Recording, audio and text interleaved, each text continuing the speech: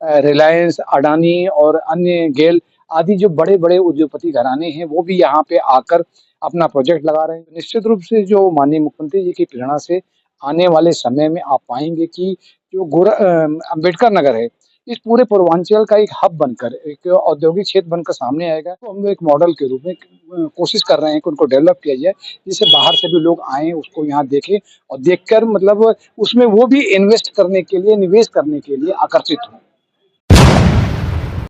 हमारे साथ हैं अंबेडकर नगर जिलाधिकारी अविनाश सिंह। हम उन्हीं से बात करते हैं कि जिस तरीके से उत्तर प्रदेश सरकार लगातार विकास के साथ साथ दिशा निर्देश भी जारी कर रही है, तो क्या स्थिति है इस समय अंबेडकर नगर की? सर, जिस तरीके से सरकार लगातार विकास को लेकर के जिस तरीके से दिशा निर्देश और गाइडलाइन जारी करती है, क्या स्थिति इस समय अंबेडकर नगर की?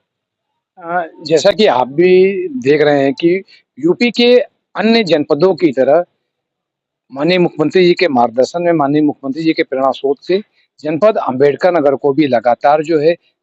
आप कह सकते हैं बड़ी धनराशि जो है विकास कार्यों के लिए प्राप्त हो रही है। आपने देखा होगा कि अभी पिछले 1 वर्ष में माननीय मुख्यमंत्री जी की जो 3-4 बार यहाँ पे दौरे हुए हैं, उन दौरों में उन्होंने लगभग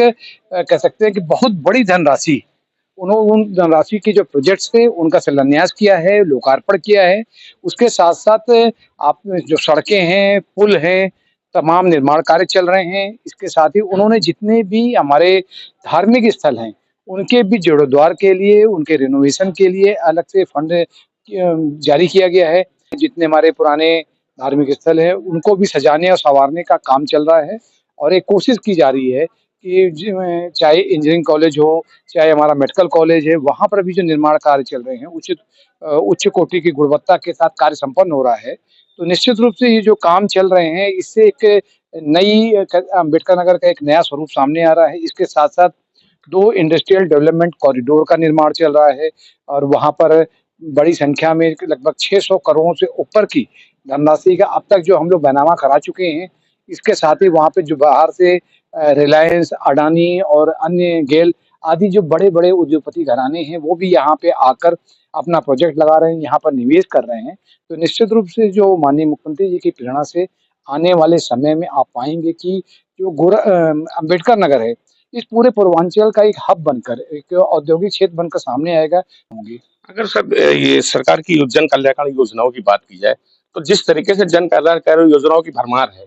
तो ज़मीनी स्तर पे क्या असर उसका देखा जा रहा है? जो जन कल्याणकारी योजनाएँ उनकी स्थिति क्या है? देखिए, जितनी भी योजनाएँ चल रही हैं और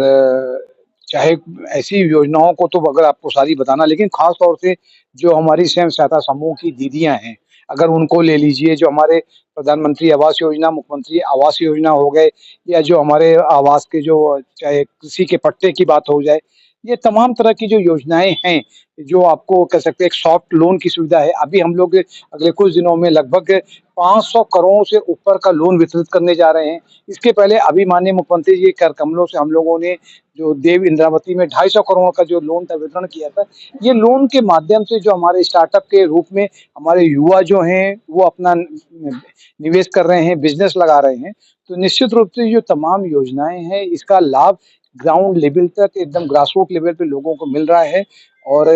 जो तमाम तरह की योजनाओं को अमली जामा बनाने के लिए और वास्तविकता का एक कहते हैं सत्यापन करने के लिए हम लोगों ने सारे अधिकारियों को फील्ड में भी निकाला हुआ है। तो निश्चित रूप से आप खुद भी देख सकते हो कि जो योजनाएँ हैं जब ग्राउंड लेवल तक पहुँच रही हैं, इससे आम मानस को बहुत ही ज़्यादा लाभ पहुँच रहा है। एक आखिरी सवाल सर,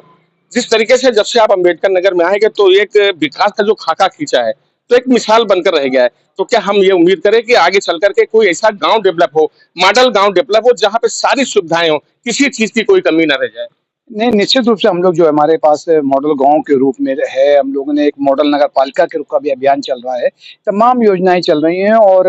मॉडल पर्यटन स्थल कह लीजिए या एक इंडस्ट्री का जो एक ओडीओपी के तहत हमारा जो अब एक कोशिश हो रही है कि टांडा को उस क्षेत्र में हम लोग डेवलप करें, जो हमारा रेडीमेड गारमेंट्स है या कह लीजिए टेक्सटाइल का जो क्षेत्र है, उसमें भी एक कोशिश हो रही है कि टांडा को हम लोग आगे लेकर जाएँ और पूरे जनपद में जहाँ पर भी इस प्रकार की जहाँ पर के हम सारी सुविधाएँ एक साथ दे सकते हैं, एक हब के रूप में डेवलप कर सकते हैं, उनको हम लोग एक मॉडल के रूप में कोशिश कर रहे हैं कि उनको डेवलप किया जाए, जिससे बाहर से भी लोग आएँ, उसको यहाँ देखें और देखकर मतलब उसमें वो भी इन्वेस्ट करने के लिए, निवेश करने के लिए आकर्षित हों। बहुत बहुत शुक्रिया। तो ये थे जिलाधिकारी अविनाश सिंह का साफ तौर से कहना है कि जिस तरीके से सरकार की योजनाएं, सरकार का दिशा निर्देश है, वो कहीं ना कहीं धरातल पर है, उसका और उसका अमली जामा पहनाया जा रहा है, तो उसका असर इस समय अम्बेडकर नगर में जरूर दिखाई दे रहा है। Noor Alam, prime news, Ambedkar Nagar.